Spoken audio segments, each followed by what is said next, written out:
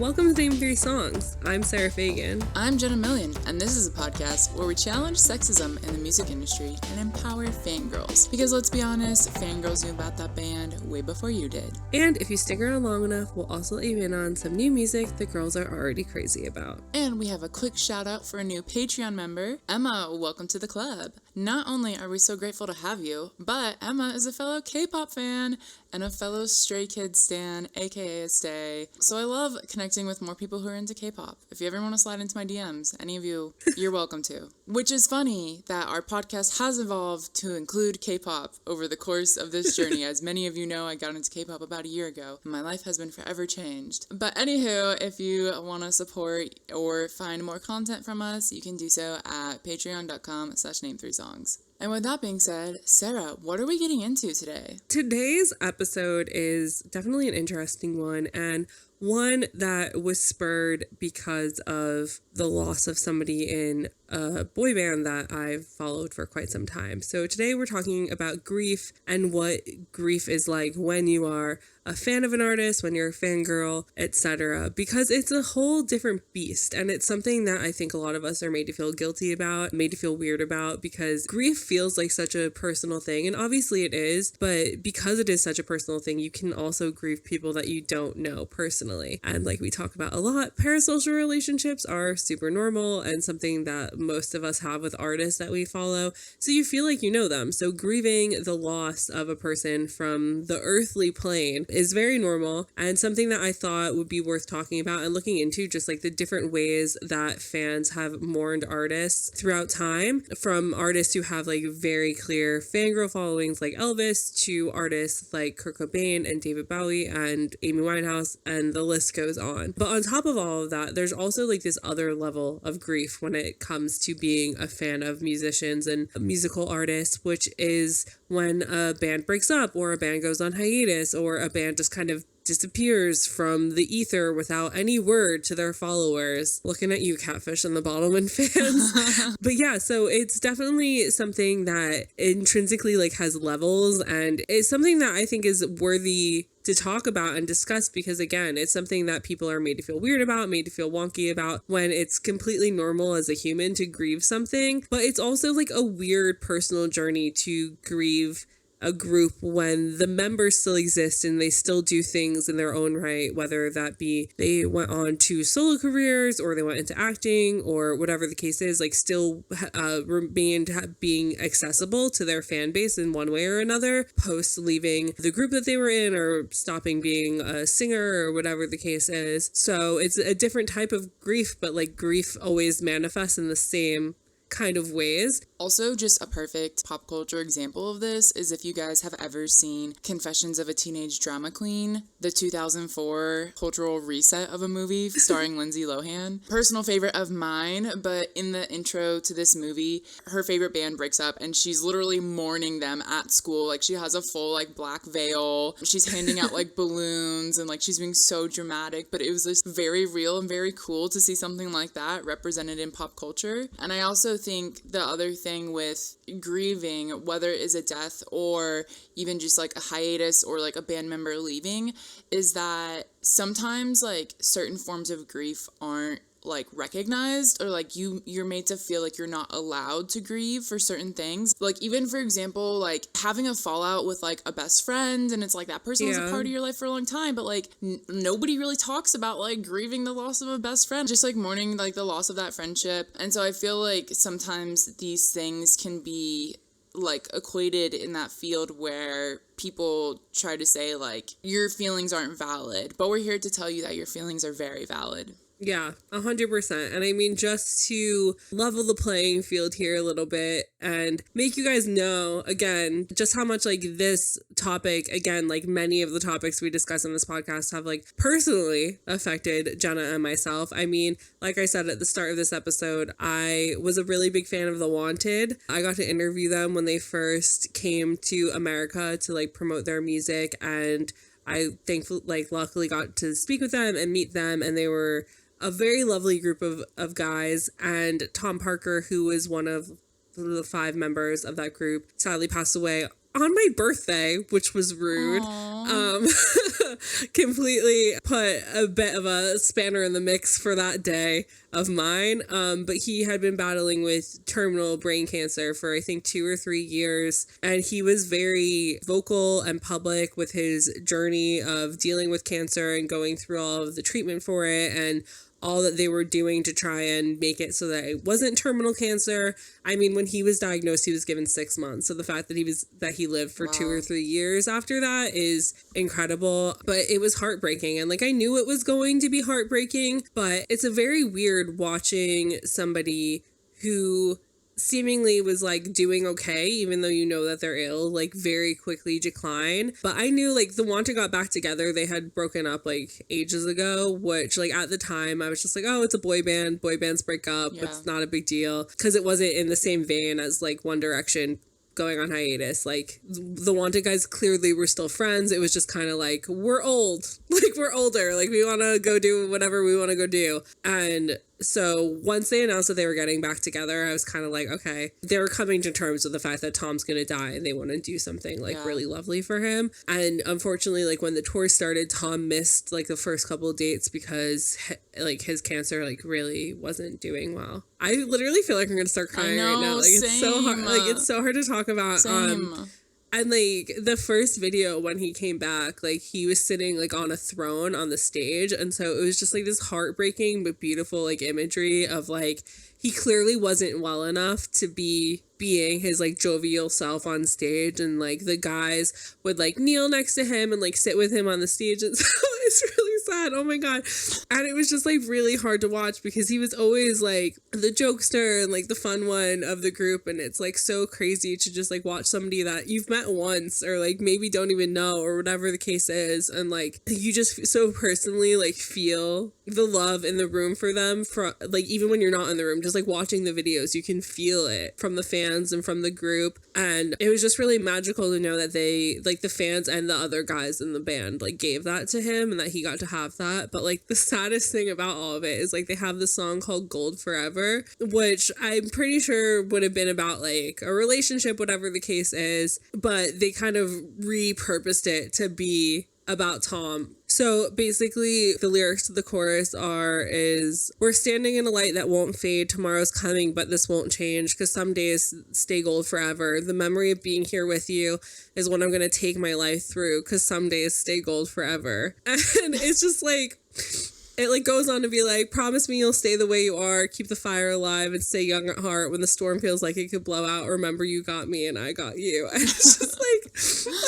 oh. I'm like, oh my God, sorry guys. Oh my God, this is gonna be a really hard episode to do. We volunteered to do this. We're already crying.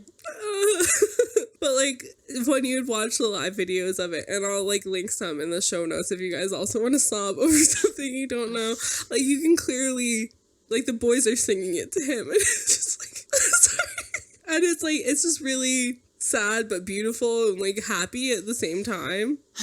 And yeah, so I mean, it's just like, it's one of those things where, like I said, it's like, it feels weird, like I'm laughing about crying about somebody passing away who left behind like a wife and 2 very young kids, but it's just because it feels weird when like you don't really know somebody but you know so much about them because of how much like of a public figure they were and like following their artistry. And it's just like, there have been other actors and musicians and people that I liked that have passed away, but this one like really, really hit me. And comparing this to like a hiatus that really affected me, which was like McFly kind of just stopping with no real announcement, which really just fucked with me for a while. And that was like a breakup with a boyfriend, but the boyfriend ghosted me. And so I rebounded with One Direction, and I would just get mad that One Direction wasn't McFly. So like Motion in the Ocean was like their last good album from their fame time. And then 4 years passed and they released this album called Above the Noise, which was horrible. And I mean, people might have different thoughts, but me and most of my friends all were like, this is bad. It was like techno pop. It was shit. And then a real album didn't come out again until like 2020. So we really, I mean, they like combined it with Busted to make the super group Mick Busted. But like I always like I like Busted as like a lone thing, but Busted and McFly I think were always tied to each other because of James Bourne and Tom Fletcher's connection and friendship. But I always thought that Busted did kind of more sexy stuff, where McFly was kind of like chill and okay for kids and just like happy. And so it was always weird when they combined, because they kind of leaned in a more Busted direction than a McFly direction. And so I tried to like it and I just like couldn't, and I was just angry all the time. So two forms of grief: sadness and joy over somebody's life with Tom Parker passing away, and anger when McFly did what they did to me. So Jenna, do you have any examples of like your personal journey with grieving an artist or a group? Yeah, I mean, it's really weird kind of like looking back and reflecting, because I feel like most groups that I liked, like by time they were kind of like taking a break or something, I was far enough away from them that it didn't personally hurt. Like even with One Direction, like Zayn leaving, I felt like we all saw that coming. And then I just felt like everyone knew they had a 5-album contract. They finished the 5th album. I just felt like we knew the hiatus was coming also. So I don't remember being very upset about either. I do remember viscerally crying the time when I was like 2 blocks away from meeting Harry Styles, and I did not meet Harry Styles, and I cried for about 3 days straight, and that is not a joke at all. I was 21, so nope, I was 19, folks. So that was like a really big thing for me. But as I mentioned in the intro, like I got into K-pop a year ago, and I got in through like BTS and like their label Hybe through like some of their groups, but I started like learning more about kind of like the history of K-pop and like groups that were like are really important in K-pop history. And there's this one group called SHINee, and it's a 5-member band. They debuted in 2008, and this group was like a cultural reset within K-pop. Like so many idols now who have debuted since, like they looked up to SHINee, and like SHINee was like the golden thing that like everyone loved them so much. And back in 2017, one of their members died by suicide, and I knew this kind of had happened. I knew there was some suicides within K-pop because I remember them happening kind of like at the time, even though I wasn't really paying attention. And so when I was like reading through the history and just like what happened, I was just so overcome with emotion and crying. And like every time I read his story, like I get really upset, even though like I didn't have a parasocial relationship with this person. But I think it felt like, because he had a suicide note basically that was released, and you could tell how much pain he was going through. And it's like every day he was going on stage and putting on a smile and trying to act normal for the fans and everything, and he was just like not okay, and like was dealing with depression and like a lot of like mental illness. And so it was very real, it was very scary. Like my heart is racing right now just talking about it. And I think part of it is like imagining that happening to someone that I do support and that I do stan, and also just certain people in my life that I know have struggled with depression on a very scary and a very real level. And I think that's why like every time I read about his story, like I said, I literally just sob, because even thinking about the members, the other members, like moving on beyond that, and like they had tour dates in Japan scheduled for like 2 months after this happened, and they were like, do we even do the tour? Like he was like one of their main vocalists. Like this man was literally a shining star on stage. And so it's like thinking about having to go and perform without somebody that's like been a key part of like your whole life. They did decide to do it because his mother talked to them and he was like, I really think you guys should do it, like he would want you to perform all this stuff. And so then I've like watched videos of their performance, and it's like they have a solo mic there and they're all standing in line and they're all trying not to cry. And even just going back and like kind of refreshing on some of this stuff for this episode, I even found more stuff that I hadn't before, like other members talking about their experience with doing interviews and doing therapy and stuff like that. So that's like my most recent, but also like most kind of like impactful moment. It's like I didn't even experience this firsthand, but like reading about it, it just feels like so close to home. Yeah, I think like obviously it's hard when anybody passes away, but I think when they're so young and they weren't sick, so there wasn't like the preparation sort of thing where you can like grieve in real time, like with them. That's really hard, but it's also just like hard when you're a fan to then go see that group to continue supporting them because they want to continue making music. And it can be very jarring and something that you might think will help you heal, and it might just make it worse and make it harder. I mean, speaking just from another thing, so there's this screamo band called We Came As Romans, and one of the members who was like the one who sang rather than the screamer, he passed away in 2019 at the age of 28 due to an accidental drug overdose, and it was just like really jarring. And it was a band that I had interviewed quite so many times and photographed a lot, and so it's again one of those things where I was a fan of their music, but I also knew them and I'd like hung out with them before, and so it was like that weird thing where it's like you're not like your acquaintances, and I feel like it's always weird, like even in real life when an acquaintance passes away, because you don't really know how to react. But it's even weirder when it's like an acquaintance you kind of have a parasocial relationship with because you like their music and like you've been seeing them grow as an artist and a person. And so for a while, I think, I'm not positive, but I'm pretty sure that they have gotten a new singer since. But for a while, they would just kind of have Kyle singing.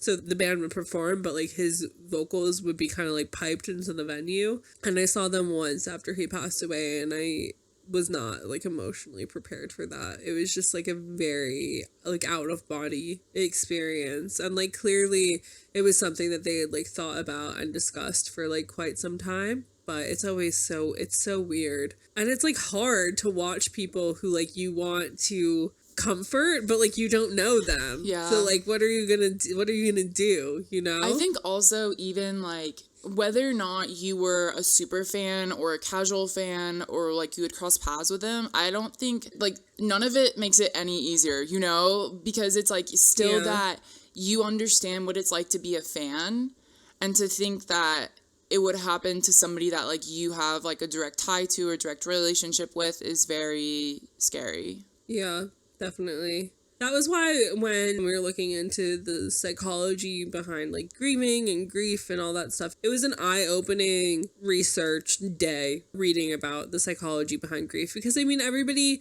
usually, I mean, if you have lost somebody in your life, you're aware of like the 5 stages of grief, which are denial, anger, bargaining, depression, and acceptance. And a lot of times you don't necessarily go through them in that exact order. You don't necessarily have all 5 stages of grief. Some people never even really have acceptance of the loss of somebody that they care about.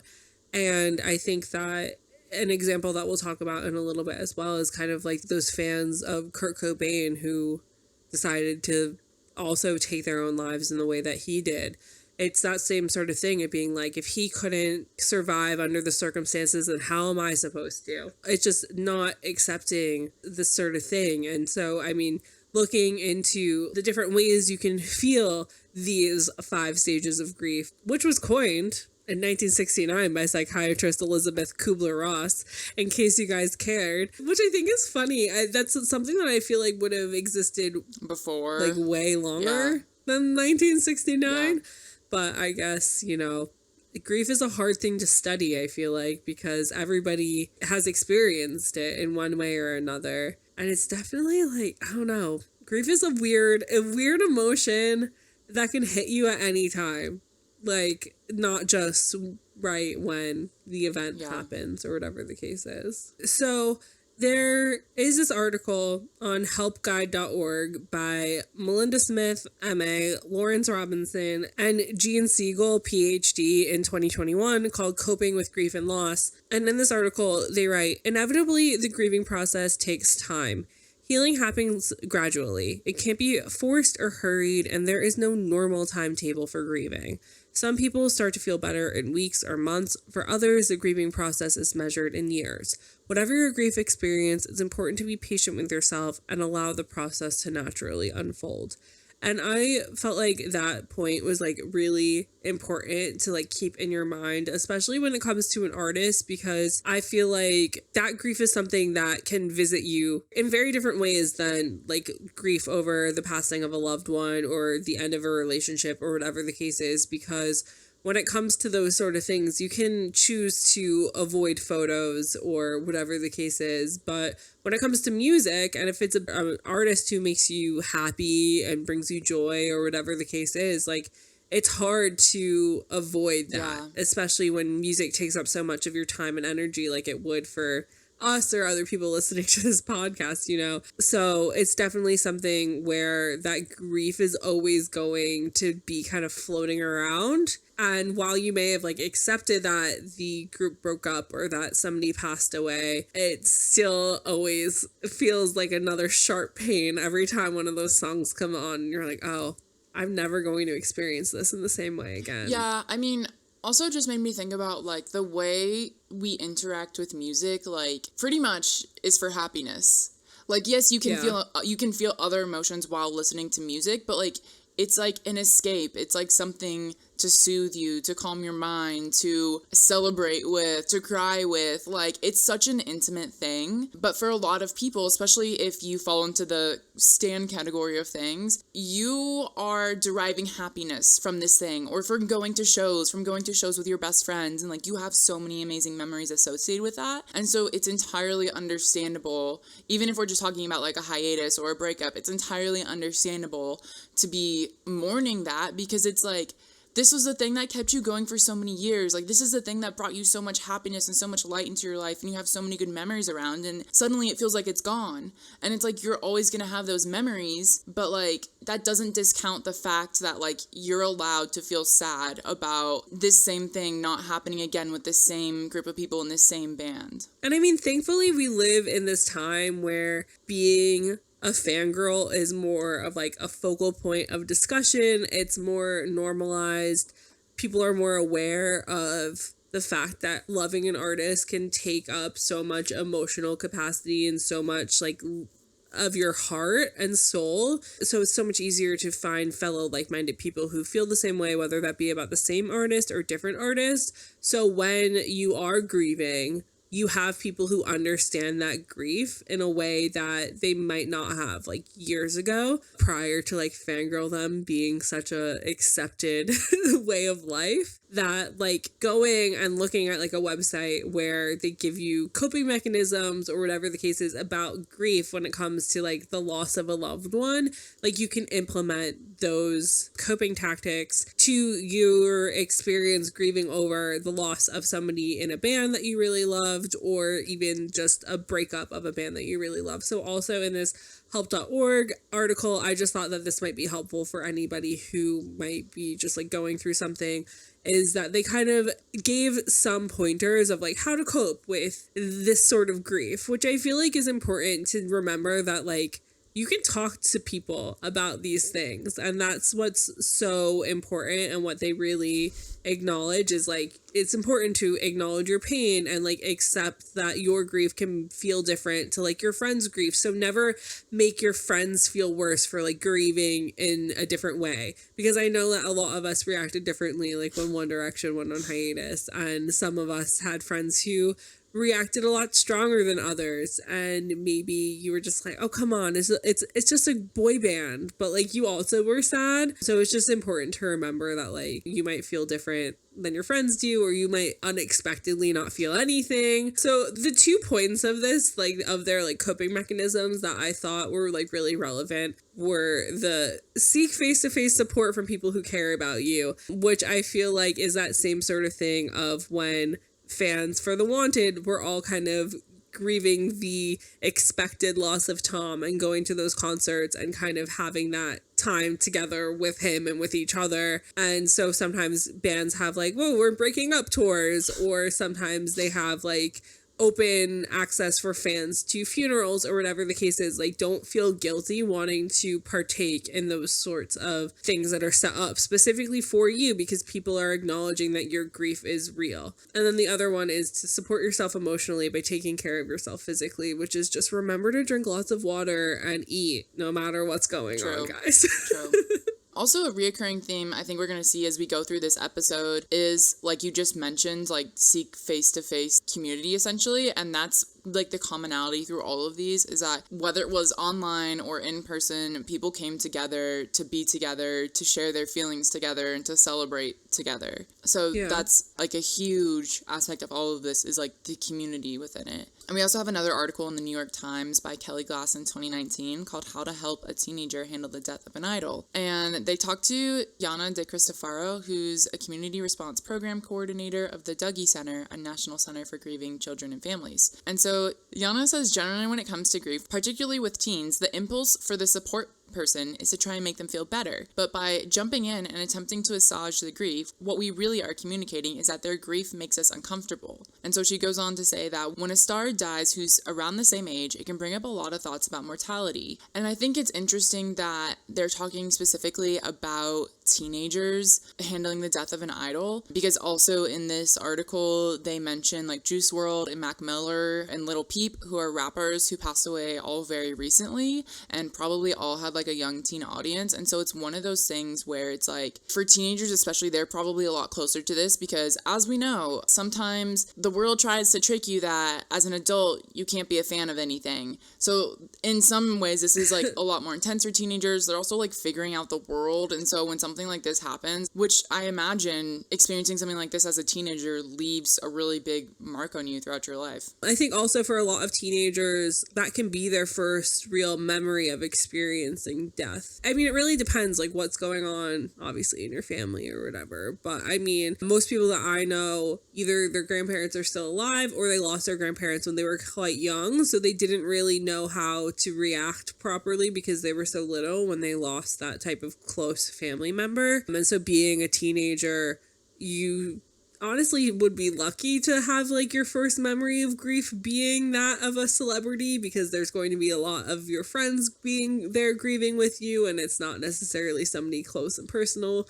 to you, or like you have to deal with all the other grief going around. But at the same time, it's that thing where when somebody who is so young and is a public figure passes away, a lot of the times it's due to something quite tragic. And so that can be something that's really hard to cope with, because teens are trying to figure out their lives, and sometimes they might be experimenting with drugs and alcohol and whatever the case is.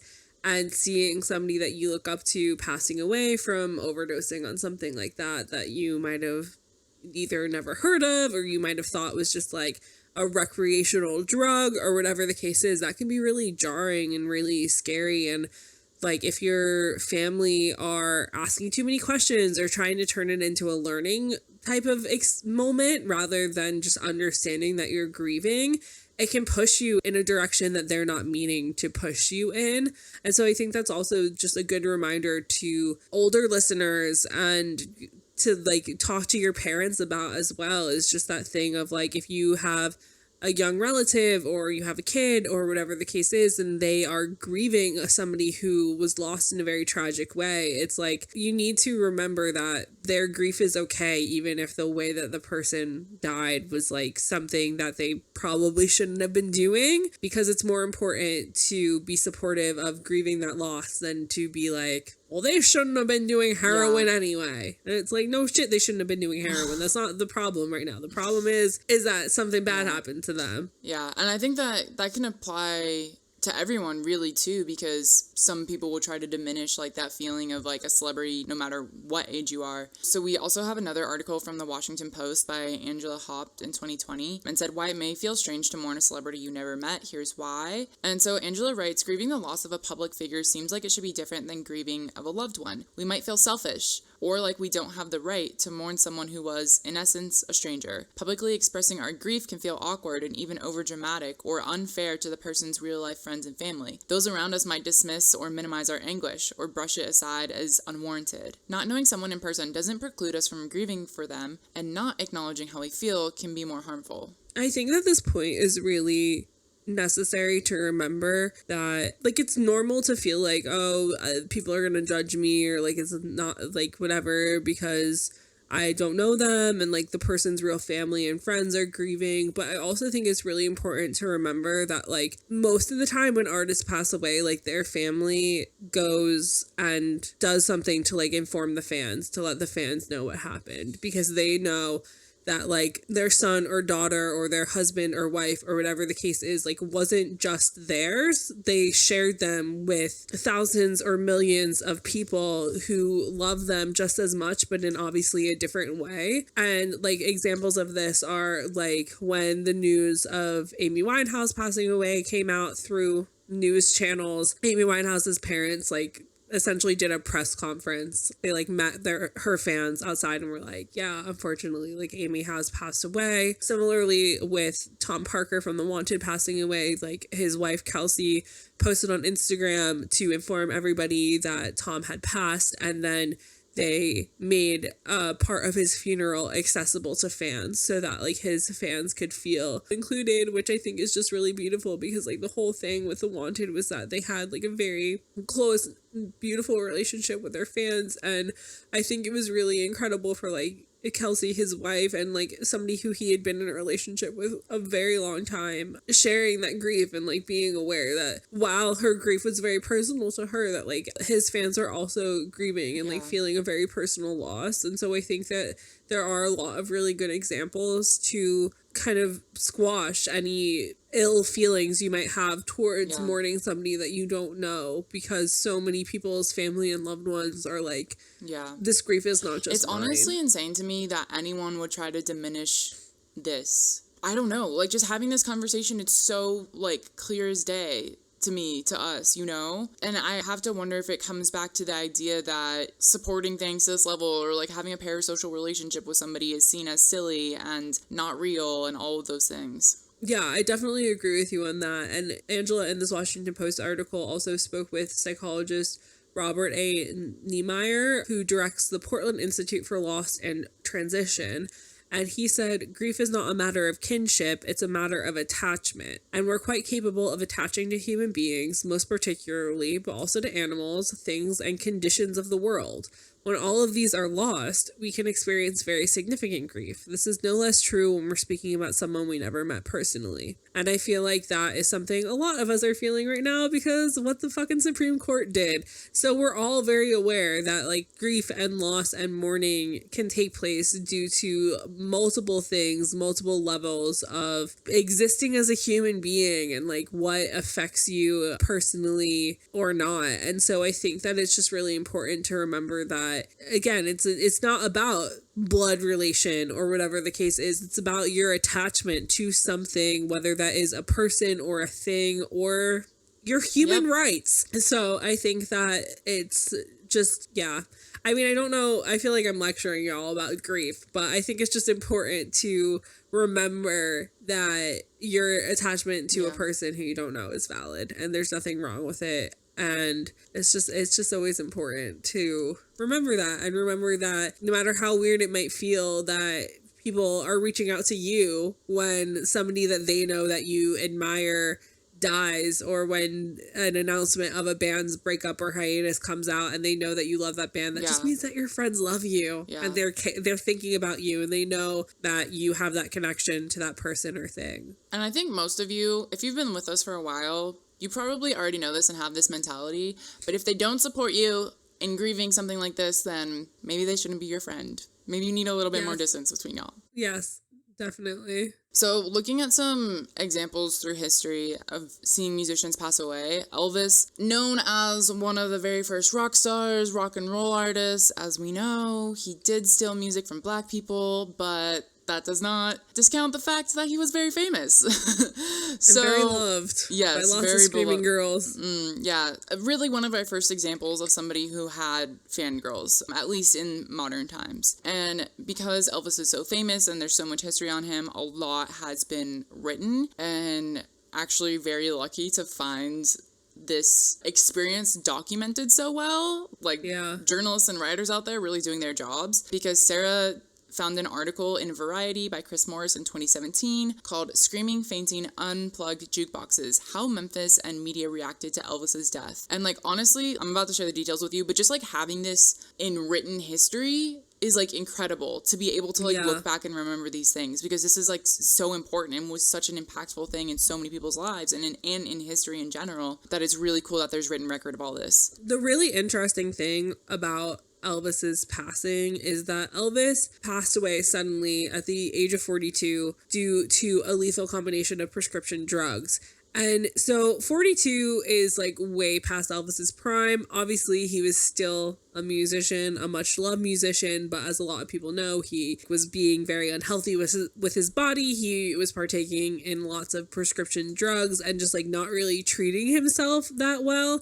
And so this isn't like him dying at the height of like his fangirl fame or whatever the case is, but it was as if the world exploded. And the fact that there is writing that we can recall for somebody to write an article in 2017 looking back at how like the media and the world reacted to Elvis's passing way past his like prime, quote unquote, I think is just really interesting and just goes to show and prove like how much of a lasting impression he made on like the people of America specifically. Yeah, definitely. So Chris Morris talks to several journalists who went like on the grounds to cover this. One of them being Larry Busser from the Memphis Commercial Appeal, which was the city's morning paper.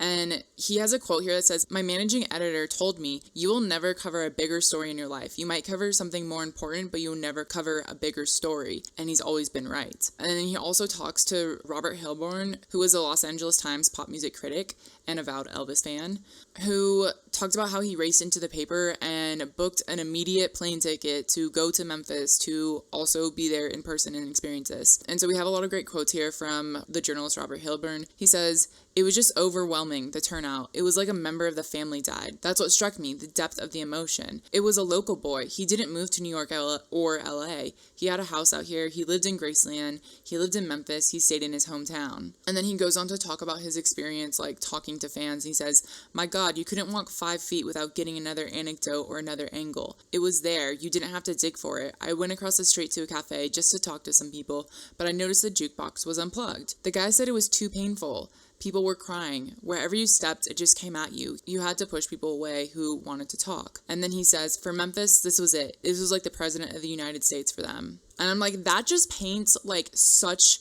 a clear picture of the impact of like, I'm sure a lot of people like locals, but also people traveling from all over the nation, just as this reporter did, to be there, to go in person, to mourn together as a community in person, to experience it together. Yeah, that just goes to show how much somebody who you don't know personally can affect your life, that people were like clamoring to speak to this reporter just to tell him about their personal experience and relationship with Elvis Presley. And I feel like that just says so much about his artistry. Like no matter what he did, just like he had a power over people. And I feel like that's very clear from any article you read about him ever or any video you see of just like the effect that Elvis had over people. And I just think that it's so moving and crazy that one person so many years after the fact of like their really big like fame time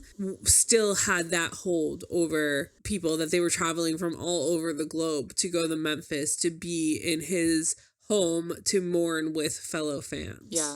Yeah, absolutely. And so Chris Morris also talks to Peter Guralnick, who's an author of a definitive 2-volume Presley biography. And so Peter says, "I've seen people come together from far-flung corners of the country and the world and recognize each other, see each other for the first time since last year, recognize in these people that they've seen someone with whom they share a common bond. People have denigrated this by saying it's like a religion, but I don't think that's what it is at all. It's a community, and it's a community in a world in which we've seen the disintegration of community that sticks together and that continues to have real meaning for them." And this is what you were saying earlier about like people coming face to face with each other to like mourn together. And I think it's both a mourning and a celebration, because it's like in mourning, you are celebrating all of the amazing times and all of the amazing memories that you have together. But I do also think it's interesting that like while Elvis did have screaming fangirls, so many of these like journalists and historians that they're quoting from are men, and in that way kind of gives it more credibility. True. But I think also the whole Elvis and Graceland thing, people still do like pilgrimages to Graceland to be in the place that Elvis Presley lived and called home and to like feel close to him. And it's the same thing with Amy Winehouse. Like, people still go to the pubs in Camden that she would frequent, and there's a statue of her in Camden, and there's a plaque outside of her home that she lived in there. And fans will still make pilgrimages to these places to celebrate her life and to mourn her. And there's like lots of artists that have that, you know, where people know where they grew up, and they knew where they lived, and they knew where they would frequent, and like what diners they liked, or whatever the case is. And people will kind of go on vacations just to feel close to an artist that they never got to feel close to, whether that is that they became a fan after they passed away, or they were a fan during that time but they didn't live in the same country as them, and so they were too young or too poor or whatever the case is to have visited at that time. They'll make whole trips to pay respect and to feel closer to this artist that really affected their lives. And I think in a lot of ways it's really beautiful, because you can have this moment where you'll go somewhere and there will be other people doing the same thing as you, and there'll be something in the air, like something in their vibe where you know, and you can wind up spending a day or an evening or whatever the case is with somebody who is of the same mindset as you, who's also grieving that artist still, no matter how many years later it may be. And I think that that's really beautiful. It's that somebody can continue to bring people together even after they've left the earthly plane, so to speak, and that they can leave behind such a legacy in that way that's separate from like their familial sort of legacy. Because obviously, like, the stories that Amy Winehouse's or Elvis Presley or Kurt Cobain's family and friends have and share are obviously going to be different to the stories that fans have and share, but they all hold meaning and they all are important. Yeah. And I think also, I mean, people still do pilgrimage type vacations for living artists. Like, you know, there's like a million Beatles tours, but just speaking from like personal experience of BTS, like there's a very famous restaurant, like Korean restaurant in LA, because BTS went there and said it was their favorite restaurant. And so anytime you try to go there, there's like a 3-hour wait because it's so popular. And it's just that the need to be close to that person or that community. And it's kind of like community congregating in spaces that they know are safe, or that they know where others belong. And like you're just saying, like, you might end up meeting someone else who's going through the same thing as you. I think that's really cool and really special. And like you're saying, it's like that doesn't stop just because somebody has passed. Like, that community is still there. Yeah. And a big juxtaposition from Elvis passing away at 42 obviously would be Kurt Cobain passing away at 27, kind of at the prime of his life in his career, but obviously not the prime of his life, because he was very depressed and very unhappy in the grand scheme of things. But to a lot of his fans, or to like onlookers or whatever, they're all like, your band's taking off, like, you have money, you have a new kid, you have this wife that you love, whatever the case is, like, why couldn't you have just bucked up? Which is a lot of what, like, these articles kind of upset me, because a lot of people kind of, while they were mourning, they also seem to be judging. And when it comes to suicide, I know it could have been murder, whatever. That should never be the case. And so we luckily had access to a lot of articles from 1994 about this happening. So they actually were from like when he took his life. So there was an LA Times article written in April 1994 following his death by Carla Hall and Eileen Cho. It's called Nirvana Fans Despair at Singer's Death. And so it's like a reactions sort of article. And so they went to a couple record stores in LA to get quotes from music fans to find out how they were feeling. And so one thing that I thought really was kind of like harken back to what I was talking about earlier about like when teenagers lose an artist that they love and they're a young person who dies tragically, is they went to the Virgin Megastore in Costa Mesa and they spoke with a fan called Sean Ezebio, who said, his music touched lots of people. It got me through my own stuff. This is the first band I ever had somebody die on me. He was a spokesperson for our generation. He represented what we all feel in our lives, but he lived it. This is genuinely the only like positive quote in this whole article, really, because people were kind of being a bit judgy about the way that Kurt passed.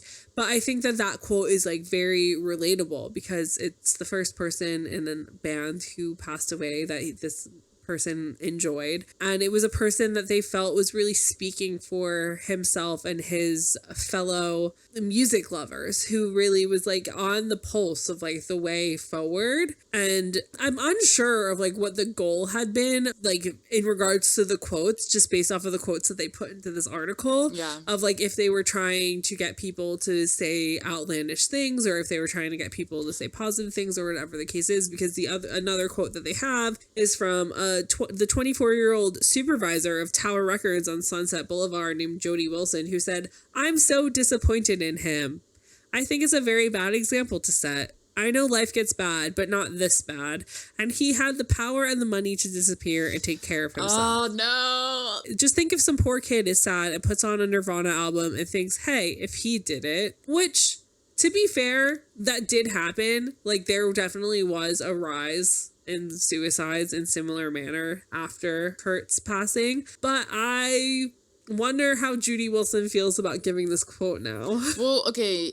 I mean, we do have to remember that mental health and suicide being related to mental health was not talked about in the same light that it's talked about today. Okay, so true, it makes sense that in 1994 people had a lot of like shame and disapproval of suicide. Like, it makes sense that people were not sympathetic with it. And he even detailed this in his letter. Like, he was not having an easy time. Like, he was going through a lot of really real struggles. And I think for people to say like, oh, but like you have money, so like you don't have any problems, like that's literally not how it works. Like, just because you have money does not mean you do not have mental illness, number one. Number two, if you've had mental illness for a while, and like, let's say before getting famous, he didn't have the resources or even the education to seek help, because as we said, this is 1994, not being talked about as much. And then suddenly you get famous and you do have like the resources. Sometimes you are not like physically able to seek help. Like, that's how bad it can be for some people. And so suicide and blaming, never a good combination. Never do that. Just don't, like, let's not. But I do think it was interesting, as you said, like, you know, what was the goal of this article? It's like, this is kind of a screenshot of the sentiment at the time. You know, it's like there were some people who were like, he was so important. Like, this is really, you know, going to impact me a lot. There was some people who said, I'm disappointed. They also talked to like a radio DJ who was telling listeners to call for help instead of, you know, following in Cobain's steps. There was another floor manager at the Virgin Megastore who's talking about like not wanting to glamorize these things, although he knows that more people are going to rush to the store to buy products from Nirvana. So I think it's kind of like an interesting snapshot of the time of like what was happening and like the different ways that people were reacting around this. Because like clearly from the radio DJ, at least somebody was advocating to like seek help. Yeah. Definitely. And I feel like that was the thing that really stuck out to me, is that this DJ for KROQ had kind of the same thought that the supervisor of Tower Records had, which is like, depressed teens are going to see this and be like, if he couldn't hack it, then I'm not going to hack it. Yeah. And so I feel like that mindset of like, hey, just call up the radio station, we're your friends, is obviously a way better mindset of things. But I think it just is interesting, like the different responses to the death of Elvis, who had an accidental overdose, which is a tragic way to die, and Kurt Cobain, who took his own life, who only months earlier had also had an accidental overdose. So a lot of people were kind of like expecting that he could pass at any time. Yeah. I think it's just an interesting like juxtaposition of it all. And to that point, exactly, is the fact that with suicide being a decision, just the two ways these are talked about, like overdose being accidental and suicide being a decision, like they're literally disrespecting it. Like they're saying that this type of death is not as valid and like not as respectful in that way. And I just realized that's kind of messing me up a little bit. So we do have another article in LA Times from 1994 by Jay Fielden titled Cobain, Generation's Failed Effort to Redefine Success. And Jay writes, the suicide of a pop icon is not the usual initiation into generationhood. It's not war or encompassing political or social movement. It's not a convergence on a certain philosophy of life, but it seems major. Nirvana fans are not. As individuals, we are a generation inextricably tied up with the news of his death. Cobain was one of the first to venture venture forth and succeed by common definition of that term. Though he still frequented 7-Elevens for meals, he had all the trappings of a partner at Goldman Sachs. The miserable end to his life is proof that the idea of success for many of us have to be adjusted. And so this is the thing I was just saying, like, just because you have money doesn't mean your problems have gone away and your anguish has gone away. But I also think this quote, like, really stood out to me because it's, like, I think we all in our lifetime have the death of a celebrity, whether or not you even felt like you mourned it, that like is in your brain like forever. And for me, like I remember watching on TV was Prince and Robin Williams. Like those are two that like really stood out to me that I remember people talking about. Like I remember watching TV and like these things happening. Yeah. I mean, the whole thing, just to go back a little to like your point of people kind of being negative and weird and like very capitalistic about happiness, is that Kurt Cobain's suicide note was made public. And so people had access to Kurt Cobain having these same thoughts of him writing, I've tried everything to appreciate it and I do, but it's not enough. I still can't get out of the frustration, the guilt, and the empathy I have for everybody. And so this is the thing, is it's like he was clearly struggling with like the whole, I have the means, I should be okay. Yeah. And he still wasn't okay. And I feel like obviously it was 1994, like the mental health discussion was way more stigmatized, especially around men. But he was struggling and the people around him knew he was struggling and they were trying to help him, and there just was like no help to be had. And I think that this is why, like, when we were doing research, we were trying to find a lot more, like, personal essays and a lot more kind of information from people after they had time to think about these deaths. And there weren't any that we could really, like, I'm sure that they exist on the ethers of the internet somewhere, but I just think that it is one of those things where you really need to search them out to find them, because obviously people write about this stuff. But I think it's just that thing where people have a lot of thoughts and feelings when it first happens, and then from there it moves to like a very fandom thing. Yeah, that's true. Because like Jenna was saying, like the conversation around celebrity death is always very weird, and there's a lot of outpouring at first, and then it kind of quiets down, and then it continues to really only affect those who really think about those artists. Because I just remember very vividly the day that Michael Jackson passed away, mostly because I was going to a Backstreet Boys concert at Jones Beach and we were listening to the radio, and the music that was on the radio stopped so that they could make an announcement that Michael Jackson passed away, and every single car in that parking lot, all the music stopped, and at the same time different radio DJs were making the announcement, and it was like the eeriest thing ever. So it was obviously at a time where people were still listening to the radio, but it was like a very weird thing where everybody was getting the same news at the same time. And I feel like that doesn't happen as often anymore.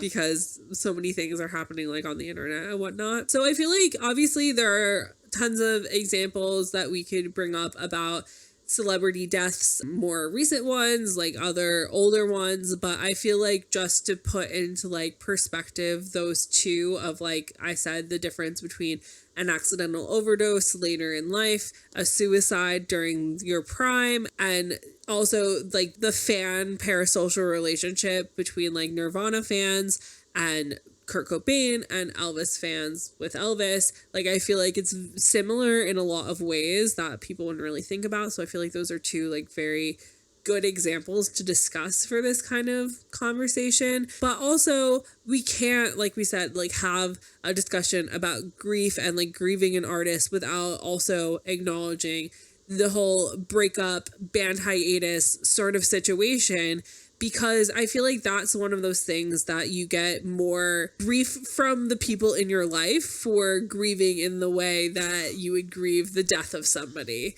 Because people don't really get it. Like, which I think is funny, because I feel like people literally grieve like TV shows being canceled. But I think like it's the fangirlness of it all. Like, you know what I mean? I don't even have to say you know what I mean, because you know what I mean. It's the fangirlness of it all, that like a band's breaking up, which like also is weird because like rock bands have always had like weird breakups or like members leave bands, and it was never really talked about in that way. But like for us, I think the most like obvious thing is like boy bands breaking up or taking a break or members leaving. It's interesting because fangirls get so much grief for mourning when somebody leaves a group or a group stops making music or whatever the case is. I don't 100% remember, but like Kevin left the Backstreet Boys for a little bit and that was like a whole thing. But like I said, it's like people will go up in arms and like start petitions and do all this stuff to bring TV shows back from like cancellation, the like cancellation purgatory. People get upset about TV deaths. Yeah, I mean, I have a lot of personal grievances about characters being killed on TV shows. That's a whole other episode. That's a whole other thing. That's a Patreon sort of situation to discuss. But obviously, the elephant in the room would be the One Direction hiatus. Because we wouldn't be Name 3 songs without bringing One Direction. Our boys. Without bringing them up. The whole Zayn leaving One Direction leading up to One Direction going on hiatus, I think was a lot of people's first experience with death. Whether the loss of a bandmate. I mean, based off of the reaction on like Twitter and people talking on like TikTok and whatever about like, where were you when Zayn announced he was leaving One Direction?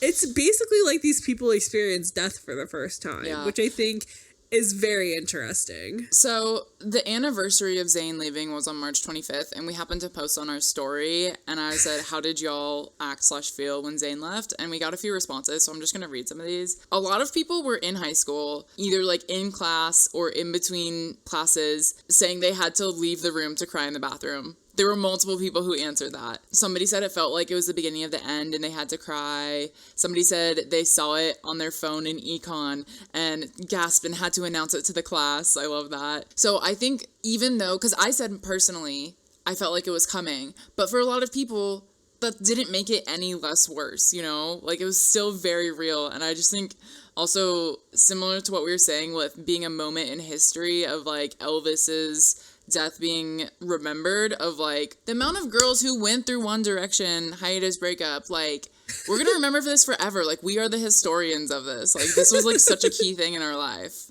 Well, I mean, like, people still on March 25th will tweet about Zayn leaving One Direction. Exactly. And it was at this point 7 years ago. Yeah. Like, and it's just so funny. So when Zayn left One Direction, it was 5 days before my 23rd birthday. I was in England. And I remember very, very vividly that all of the like tourist shops in London were like taking down the Zayn paraphernalia from like their One Direction. No. Like little thingies. But fans would have rushed out to buy it for like memories time's sake. Like, limited edition now.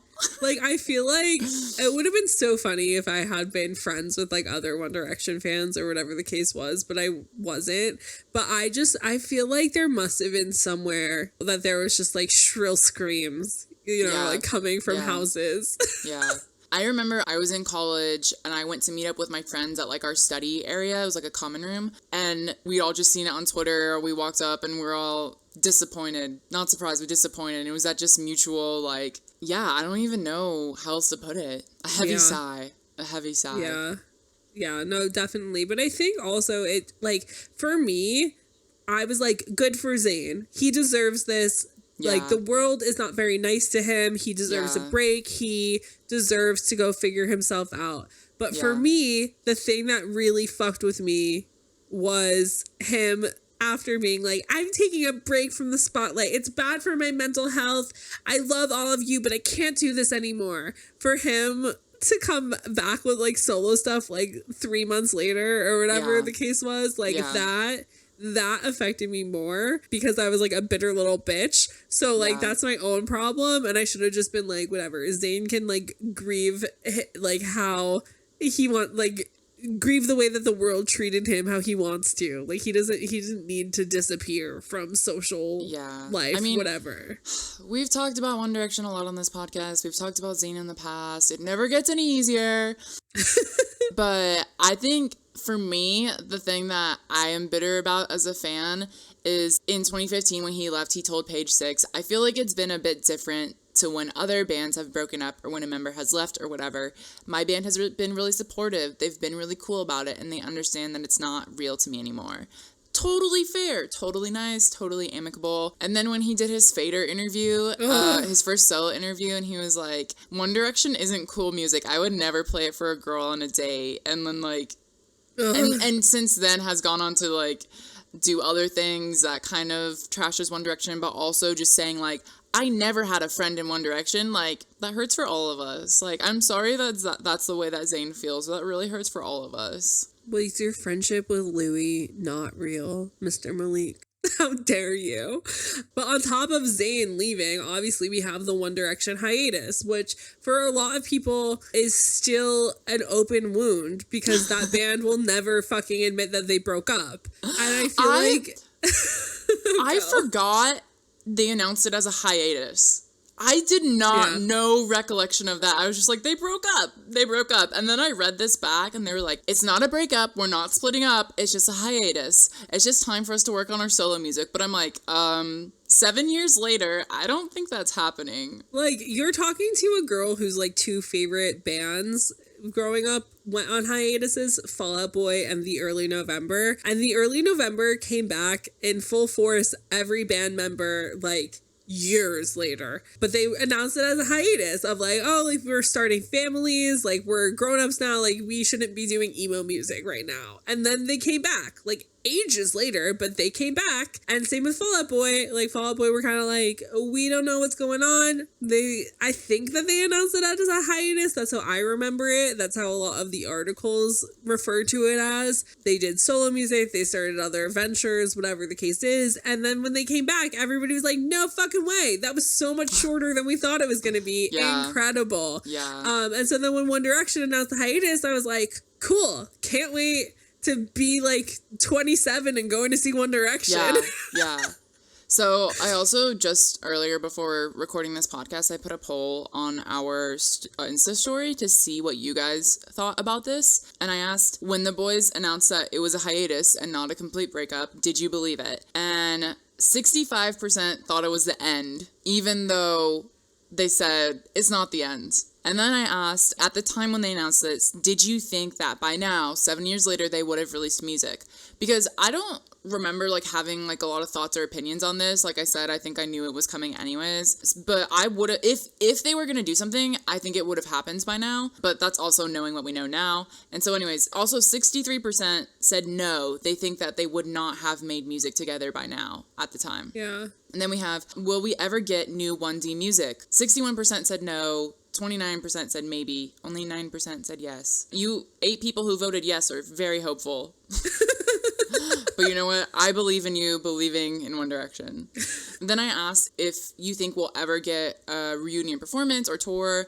I personally think this is very likely. At least once. I think they're gonna, like, every boy band ever has like reunited for some reason. Like I feel like they will just at some point for something random. I'm like, it's One Direction plus Zayn minus Liam. Zayn will be like, I'll come back, but Liam can't be there because he said if he ever sees those hands, I'll lose them. We shouldn't. Liam's having a hard time. We'll leave Liam alone.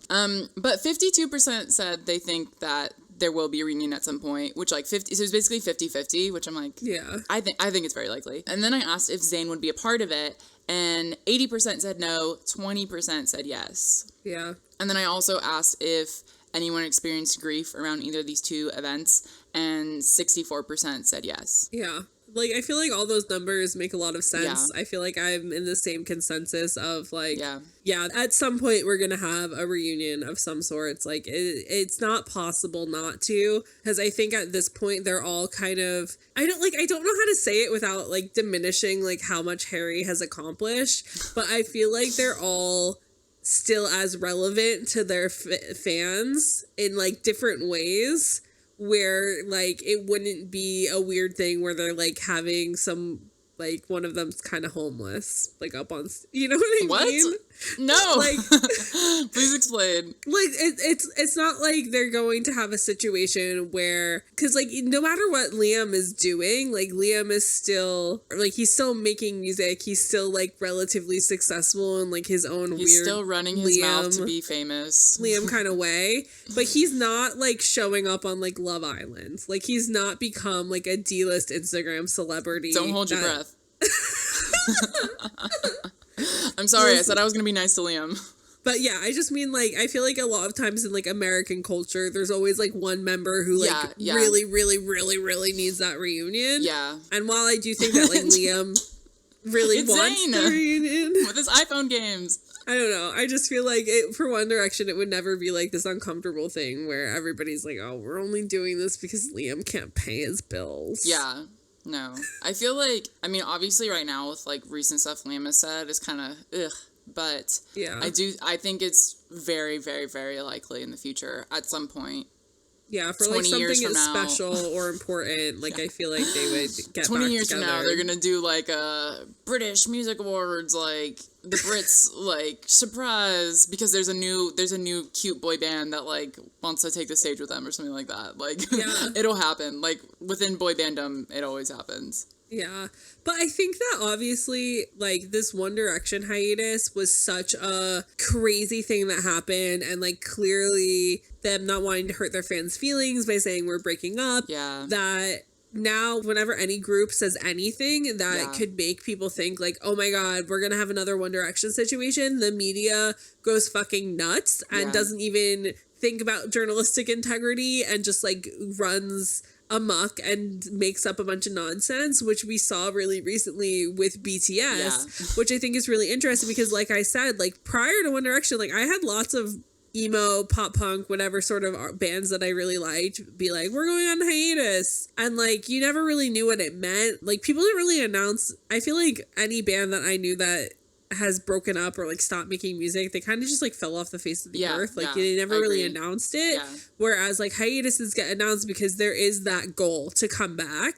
Whereas I think with One Direction, there never was the goal to come back. Like I think most artists that I like, when they announce a hiatus, there is that goal to return. And so I will pass the mic over to our K-pop expert to explain what happened with BTS, because I just saw like Twitter in flames and I just like I couldn't even wrap my head around what was going on, because one second it's announcing a hiatus and then the next second it's being like, oh, they're going on summer vacation, they already have like 3,000 things in the works, and then the next second all these fans are like posting in memoriams sort of things on Twitter, and I'm like, what the fuck is the truth? So this is very funny to me, like being on the inside for this one, which like honestly, shout out to this podcast for getting me into K-pop, because I can like talk about fandom experience for once. So to set the stage, when BTS did their 4 shows in LA, which was this past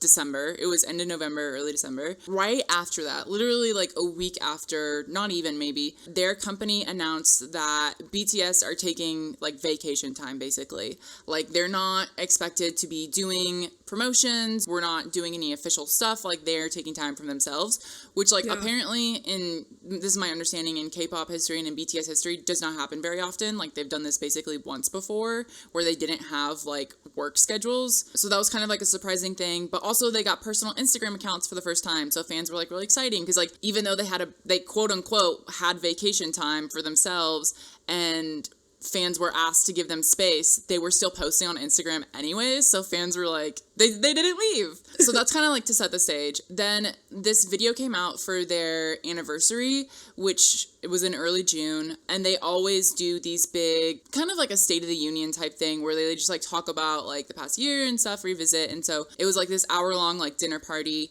and within that, Suga, one of the members of BTS, mentioned like, I guess we should probably talk about the hiatus. And so because this word in English was translated to hiatus, that has like a totally different meaning. It was an English translation, boo-boo?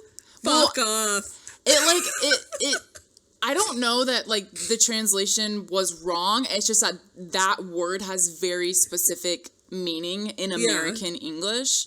So that's where this whole thing came from. Because that's incredible. Yeah, so the members were talking about like how they're taking time to work on their solo projects, and Namjoon, who's the leader of BTS, he was like getting really tearful because honestly I think it's like a really big deal for them to like collectively agree like, okay, we want to like, we still love BTS, we still want to do PTS, but like we need a little space to like figure out ourselves. And like they had been living together for like 10 plus years. They finally just got their own apartments, houses like within the last year. Like it's been a long time coming. Like they just need some mental time, you know? And so he got very emotional talking about this. Some of the members were very emotional because it's like they've spent every single day together for like the past 10 years. Like it's been insane. So it's not that it's really a hiatus as much as it is just like time, which like saying it sounds exactly how One Direction described it. But the reason that I didn't believe it was a true hiatus is because they've already signed a 7-year contract with their label. Like they re-signed a 7-year contract, which still has like 6 more years on it, I think, or 5 more years. So like they can't really go anywhere because they still have this huge contract. So that's like one thing that I wasn't freaking out about. And so the second thing is that because of this translation hiatus, fans started freaking out because they weren't 100% sure what it meant. But to me, it's like, well, they were already kind of doing this. Like they already took some vacation time. Like we already know like Hobie's gonna play, J-Hope is gonna play Lollapalooza. Like there have been these breadcrumbs along the way. And so then because fans are freaking out on Twitter, journalists started tweeting things like breaking, BTS is going on hiatus, which like obviously has a very American context to it, and like how you just described hiatuses of like, because One Direction called it a hiatus, they broke up. Everyone's like, they're gonna break up. And like their stocks plummeted. I think it was like by 1.7 million or something like really crazy. So actually, according to this Billboard article by Glenn Rowley in 2022, the HYBE stock dropped 28% in South Korea following BTS's festive dinner party video, causing the company to lose $1.7 billion in market value. All right. Billion, not million, guys, billion. So literally insane stuff happening. Yeah. So then a bunch of damage control had to happen. Number one, HYBE like immediately came out and was like, it's not like they're not breaking up, they're not going anywhere, like they're just taking some time to work on solo projects. Like they still have BTS things scheduled in their work schedules. Like they're still doing their variety show together, which is called Run BTS. Like they're still gonna be filming that together. They're just not putting out a new album anytime soon. So HYBE did damage control. Then Jungkook went on V-Live, which is like their live streaming platform. And he was like, you guys, it's not a hiatus. Like, what are you talking about? That's crazy. You're like, this is nonsense. Where did you even get that idea? And then Namjoon, again, their leader, went on Weverse to like write this really long message about how like that moment where he got really sentimental was being clipped and like passed around on Twitter. And so then everyone was just like feeding off that, being like, oh, he's crying, they're breaking up. And like, that wasn't the intent at all. And like the fact that all of this happened in their anniversary hour-long video. Like, this video was for fans. Like, this was a conversation for fans. And the media just started, like, picking pieces apart and, like, dissecting it. And like, they're breaking up. So, anyways, very long story, but BTS are not going anywhere. They're just doing some solo work right now, in conclusion. I just, like, can't get over the fact that fangirls, specifically like boy band fangirls or just like fans of this type of music, have such bad PTSD from like One Direction going on hiatus and like not meaning a hiatus because they basically broke up, that they like reacted to like such an extreme way, you know, because it was just like, I was just seeing all these tweets of just people going through literally every stage of grief, and it was just like so insane to me. So it's good to know like the actual story of it, that there was like a lot of miscommunication and misunderstanding between like fans and like Western fans specifically and people from another country, and like words having different meanings and all that sort of stuff. But I just love that they're all like, oh my god, we have to do damage control, like there's so much we have to fix, like we don't want our fans being upset. And that was basically the sentiment. But it is just very funny that it's like that one word in like Western English context means something like entirely different.